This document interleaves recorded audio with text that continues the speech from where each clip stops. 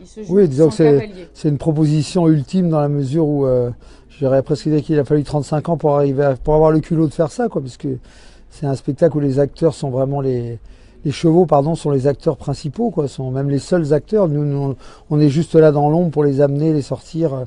Ouais, donc c'est d'eux et de leur interprétation que dépend tout le spectacle. Un petit mot sur votre rapport à Lyon et aux Nuits de Fourvière. Vous parliez vous disiez, mes spectateurs, ce sont un peu mes compagnons. Ce sont Oui, nos compagnons. c'est sûr que moi, nous, on a depuis 35 ans, on travaille beaucoup comme ça, c'est-à-dire qu'on cultive la fidélité.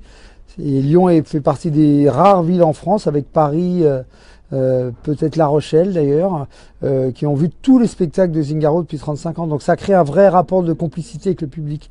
Parce que d'abord, c'est sur plusieurs générations presque.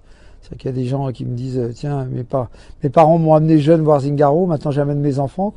Et ça donne aussi un rapport d'accompagnement, quoi. C'est-à-dire que nous, enfin moi, si je fais ça, le travail de troupe, c'est d'abord un travail sur une vie, c'est pas un travail sur un projet, sur une création. C'est une vie de travail dédié aux chevaux et au public.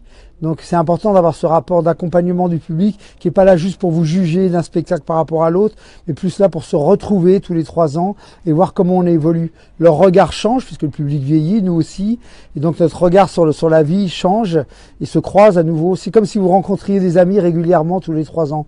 C'est le temps d'assimiler la rencontre et ensuite d'en avoir envie d'une autre, quoi. Et ici à Lyon, justement, les amis, on les rencontre à Parilly.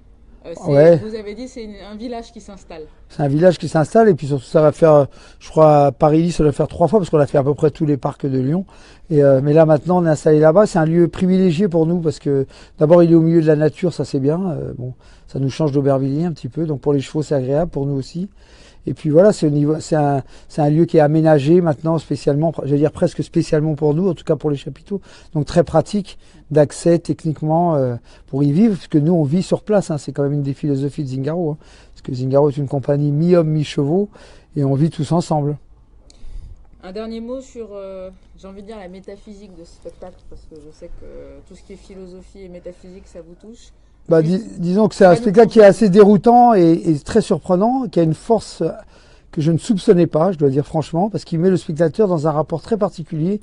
Il met le spectateur dans la position de regarder un animal comme il regarderait un humain, c'est-à-dire un acteur ou un danseur, à lire le cheval comme il lirait un humain, et ce cheval lui parle d'humanité, puisque les tableaux le renvoient à un comportement sur l'humanité, quoi. Donc c'est intéressant parce qu'en fait c'est un spectateur qui regarde un animal qui lui parle d'humanité.